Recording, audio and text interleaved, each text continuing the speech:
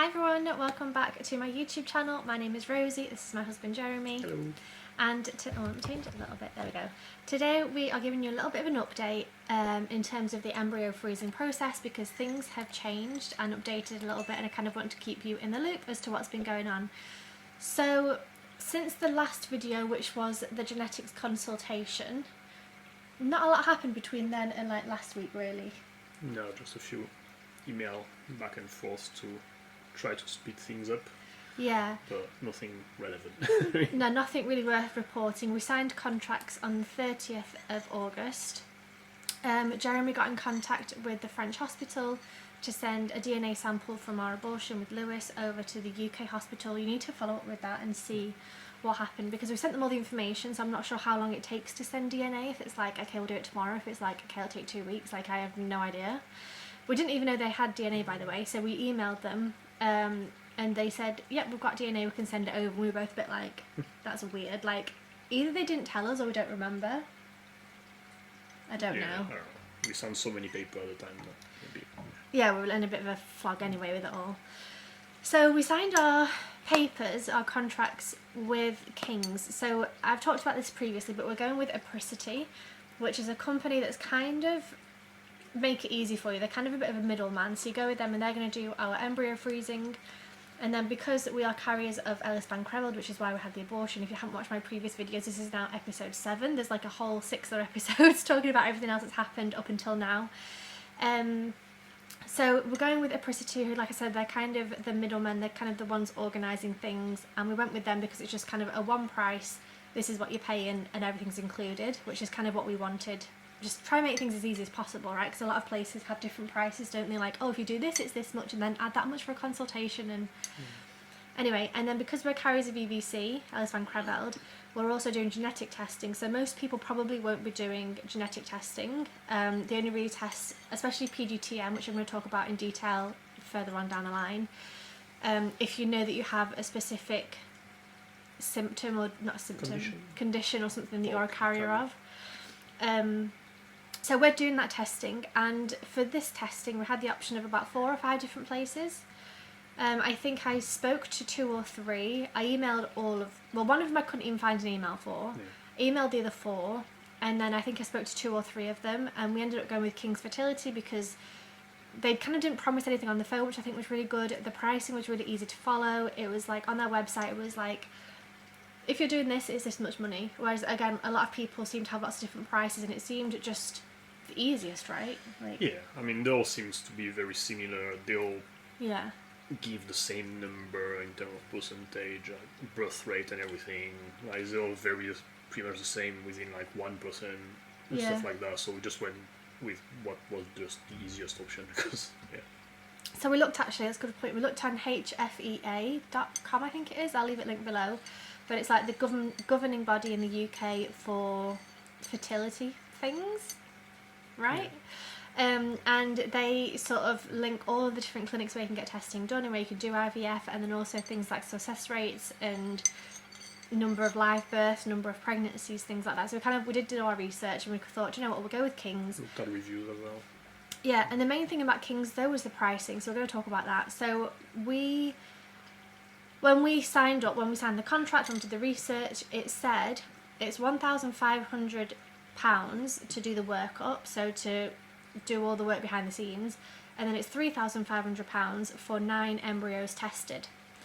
So that's 5,000 in total. So we were like, okay, it's 5,000 done, and you get 9 embryos tested. So whether you have, and then if you have more than that, it's 450 per extra embryo. So we were like, well, at least we'll have 9. I don't even know if we're going to get that many, because 9's quite a lot of embryos to test anyway in the first place. So that seems good, because a lot of places is like 2,000 to set up, and then 2,000 for 4 embryos, and then it's like 500 per embryo after that. So if you have 9, it soon adds up to way more money, because well, it just does. Yeah. So that was also why I went with King's, because the pricing seemed good for what you get. Like, it was the same sort of price but for 9 embryos.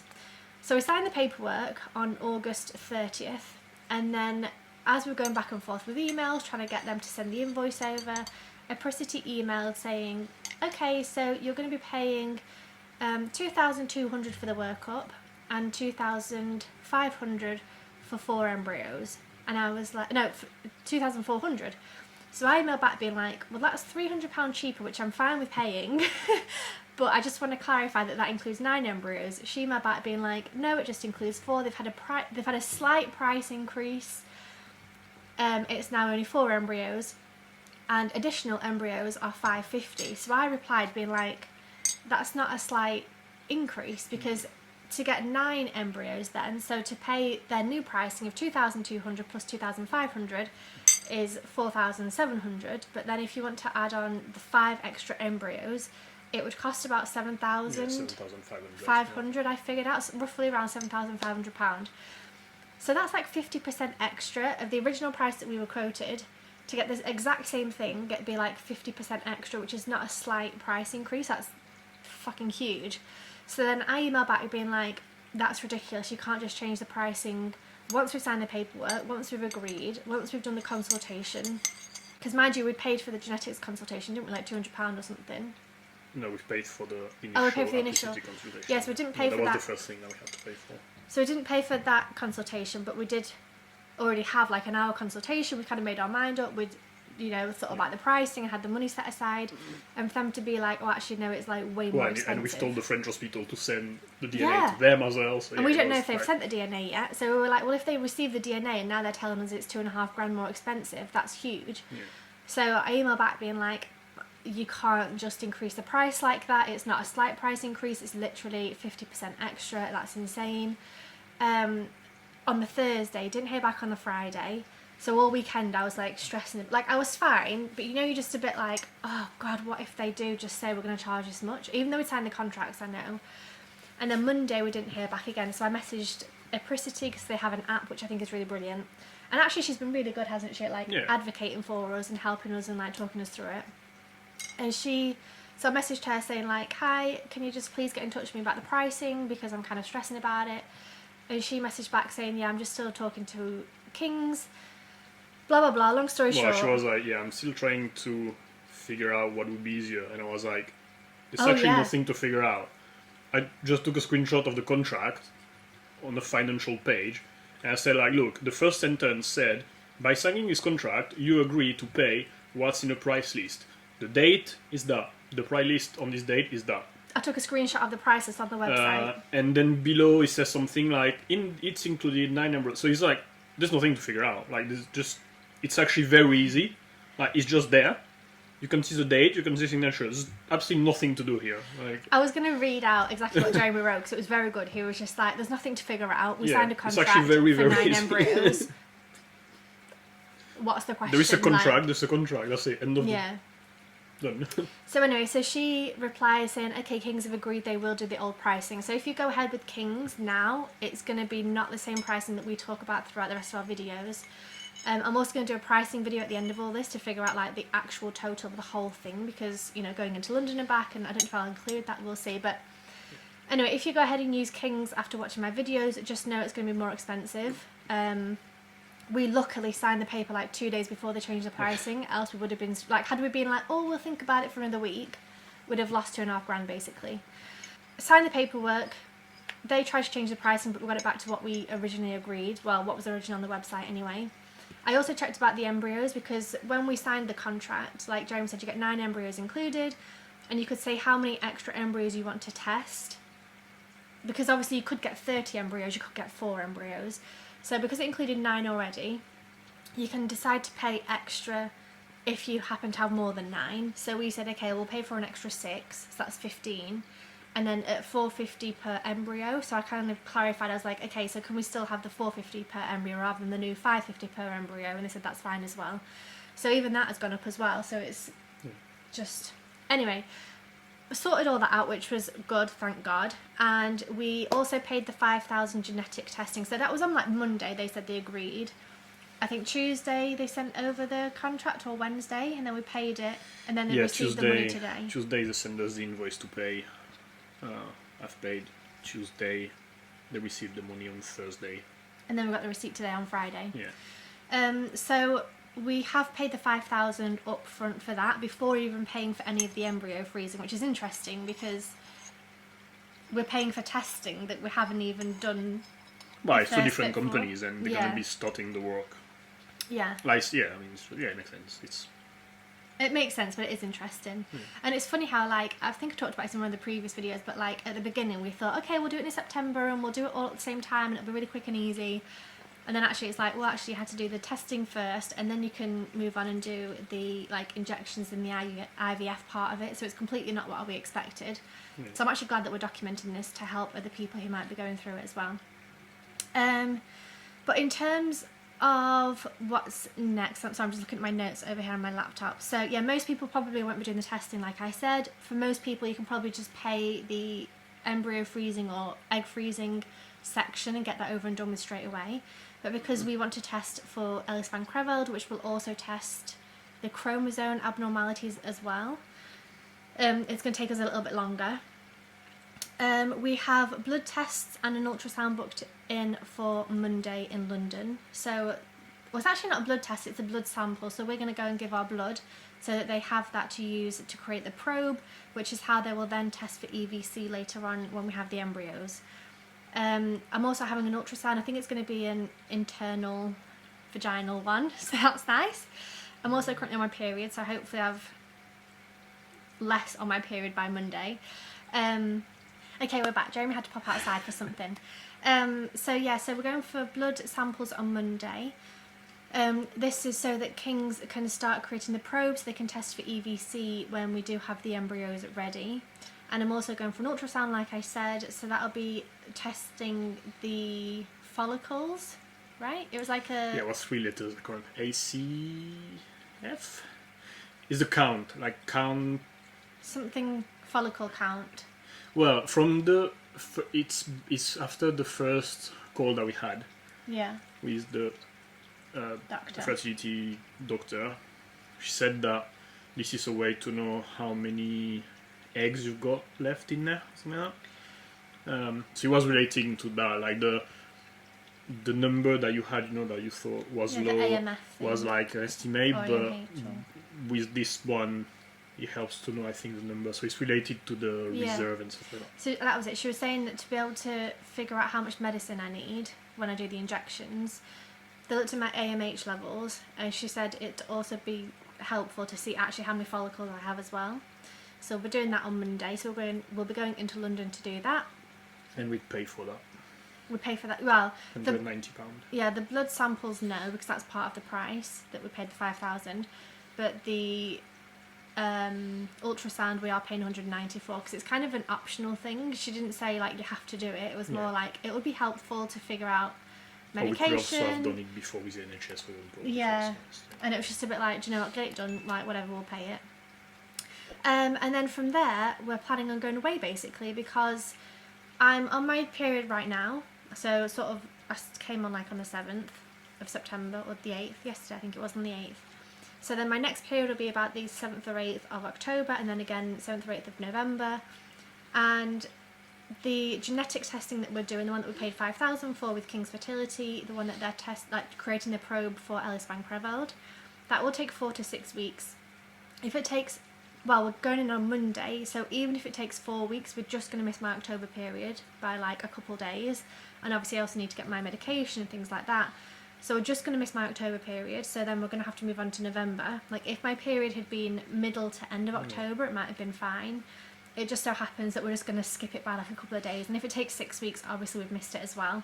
Yeah, and we also don't know how long it takes for the French stuff to arrive and stuff. So yeah. We don't know how much that's going to delay things or not. Yeah, so we are going on a Monday. That's going to take 4 to 6 weeks, which kind of brings us 6 weeks is up until the 24th, I think, of October. So that's when we're going to come back and then be here about 2 weeks before my period in November. So we'll have that 2 weeks for getting medications. I think it gets delivered to your door anyway. You don't have to go and pick it up anywhere. It gets delivered straight to your door from Apricity, which is great.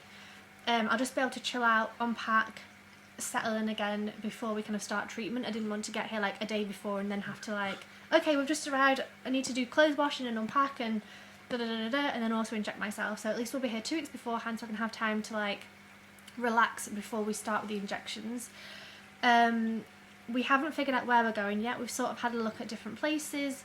Now earlier this year when I went to France to be with Jeremy and his family for that wedding, and I don't know how much of that I've vlogged actually being in France. No, that's when I took time away. Yeah, didn't vlog any of it. But I went to France for about 6... Just pop a photo here of you at the wedding. Yeah, I'll pop up a wedding picture on the screen. Went to Jeremie's cousin's wedding. We were in France for about 6 weeks. And because I'm no longer European, because of Brexit, and because whatever, I'm not going to go into all that, but I can't stay in France, well, I can't stay in Europe for longer than 3 months in a given amount of time, basically. And I've got 24 days left. Yeah. So we could potentially go somewhere in Europe. We're looking at Portugal or Spain or Croatia, something like that, for 24 days. Or we could go to somewhere that's kind of in Europe but not in the European Union, and maybe go for 5 weeks instead. Or a mix of both. Or a mix of both. We could do 2 weeks here and 3 weeks there, or whatever it is. So we're kind of not quite sure yet. We're going to be looking at flights and Airbnbs and things like that over the next couple of days and figure out what we're doing. So I'll be sure to let you know. And in terms of my content, I think I'm going to start posting these videos soonish, so that you're starting to get a bit of a story. I was kind of going to wait until we started the injections, then post it all in one go, so it's all together. But I think actually I'm going to be wanting to post travel content when we're travelling, and it's just going to be so jumbled up. I don't think it matters, it's just me that thinks that matters. But anyway, so yeah, we're going to be going away for either 24 days in Europe or about 5 weeks outside of Europe, or a mix of the both, we're not sure. And then be back in time for the treatment. So it's...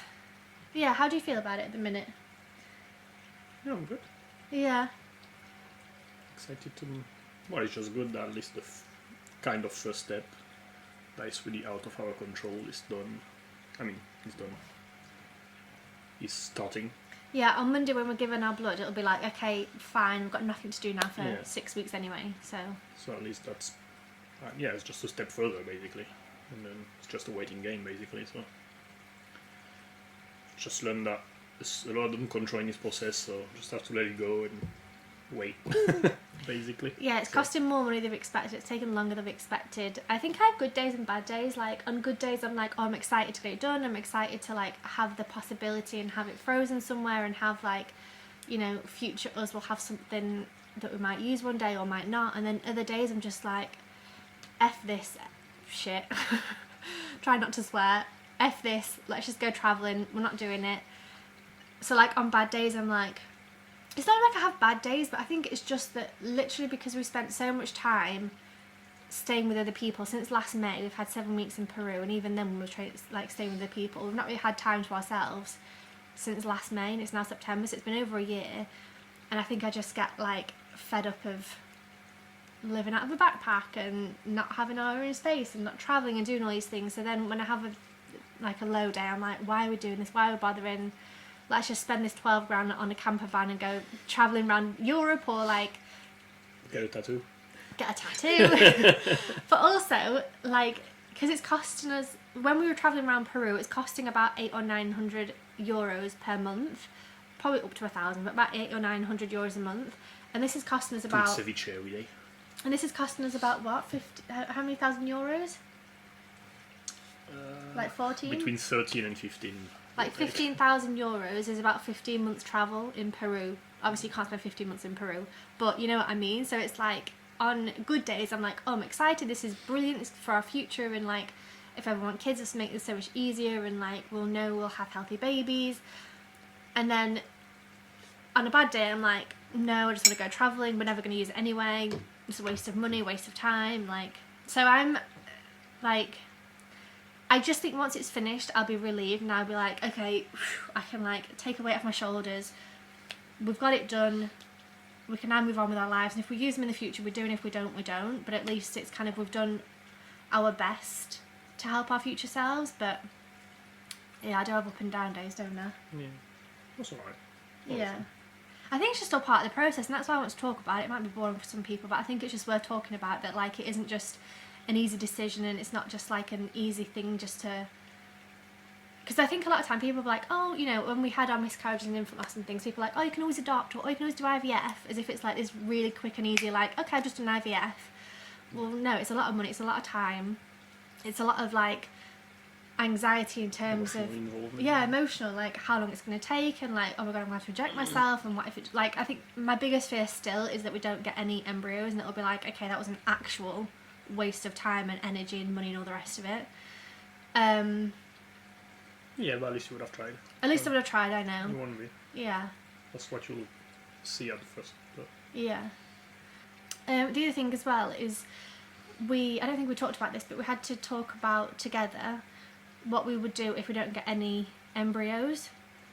So when we talked to the genetics person, she kind of laid out all of the different options in terms of you can get pregnant naturally, you could do IVF and not test, you could do IVF and test, you could adopt, you could never have children, you could do this, that and the other, and one of the options was obviously we could go through all this, test all the embryos and get none that are healthy, because some might have EVC, some might have chromosome abnormalities, some might just not grow past day 2 or day 3 or whatever it is, some might not survive the thawing process or the freezing process.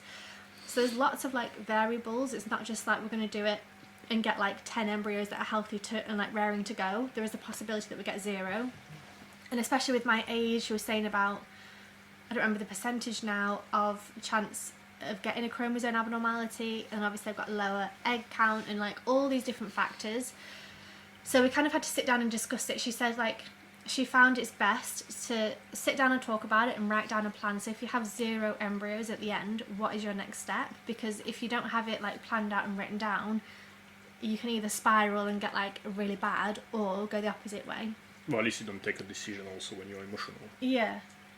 You do it when you're still there. Yeah. And I've said to Jeremie, I think I'm going to go either one of 2 ways. I'm either going to lose my shit and like literally live in a tent in Thailand for the rest of my life and be like, fuck this normal life, I'm not doing it anymore. Or I'll be like, okay, let's go again, we need to try again like right now. I think I'll either go like one of these 2 ways. So we kind of decided that we're going to wait a year either way. So if we get 0 embryos up until like 3, we think 3's, because the thing is as well, the longer you leave it to implant, the more you need to have a successful pregnancy, because the less likely you are to carry the baby. And it's so weird looking at stats, because people do have babies at 42 and they're fine, but then also people don't have babies at 32 and can't ever have babies. So it's like a weird one to like look at statistics and try and plan what may or may not happen. So we kind of decided that if we have probably anywhere less than 3, we'd probably try again next August, but give ourselves that time to think about it. So like, well, it's not that we'll try again in August. We said that we would give about ourselves like 6 to 8 months and discuss again if we want to do it or not. Yeah. So either way, like whether we get 10 or whether we get 5 or whether we get 3 or 0, we're going to give ourselves until next August. And then I just said to Jeremie, like, that whole time I'll either be like, oh my god, I can't wait to get back again and do round 2, or I'll be like, no, I'm not doing it again, it was horrendous because of the injections or because of the emotional thing or because of whatever, so we're not doing it again. Or we'll think, do you know what adoption is for us, let's go ahead and figure out that route, or actually we never want kids, or whatever it is, or let's try naturally. And I kind of think we'll probably need some time to travel, some time to ourselves, but also some time to process whatever happens. We'll need time to process it rather than making like a rash decision. So I think that's something we decided, isn't it, that we'll reassess like probably next August, 6 to 8 months, give ourselves time to like deal with whatever happens and then go from there. So I have no idea if I want to do round 2 again. Like I didn't even particularly want to do round 1. Even afford it, so. Yeah, that's the other thing, is pricing. Like, okay, well, can we make enough money to save it? And like, we do have savings, but how much of that do we want to spend on this if we're not even? Nice to save more at some point. Yeah, but like we don't even. It's not even like we're like, okay, we'll have kids in 2 years' time, so let's do it now, and then we'll definitely use them in 2 years' time. If that was the case, I'd probably do it over and over again. But because we're not even 100% sure we're ever going to use them, it's like, how many times do you do this? How much money do you spend for something that you might not ever even use? So it's just interest, it's just thoughts and conversations, and there's a lot that goes into this. It's not just like a quick and easy decision, which I think is worth talking about, because it is part of the journey. I'm trying to be as open and honest as I can with you guys about what's going on, because I think it's important and I think it's good and it might help people. Do you have anything else to add? No. So our plan for this weekend is to look at flights and accommodation and try and plan a nice couple of weeks away, time for ourselves, time to travel and explore and visit somewhere new, hopefully. And then blood test and ultrasound on Monday. Then we'll be going off travelling and then coming back and doing the whole thing. So I will be back. I might vlog Monday, we'll see. or I'll just give you an update and tell you what's been happening with that. But then we'll be back in November with like the whole shebang, like the injections and everything, which we're not looking forward to, are we? Because the first day of my period, I'm an absolute bitch to Jeremie. Like, I just hate him for some reason. So that was fun yesterday. Was it yesterday or the day before? I don't remember. Oh, both. Both days. No, yesterday I was alright. He just wound me up. So probably not. But anyway, so I think it's going to be emotional when I'm like jacked up on all these hormones and stuff. But anyway, thank you for watching. I hope you enjoyed this video. I know it was quite chatty, but I think it's good to be open about these things and talk about it. So if you have any questions about what we're doing, why we're doing it, pricing, who we're going with, literally anything to do with this, please let me know in the comment section. I love talking to you guys. I love kind of connecting with you and talking about this. So also let me know if you have been through embryo freezing or IVF or egg freezing. I'd love to talk to you about that as well, so we can connect. Thank you so much for watching. I hope you have a lovely day whatever you're up to, and we'll see you soon. Bye.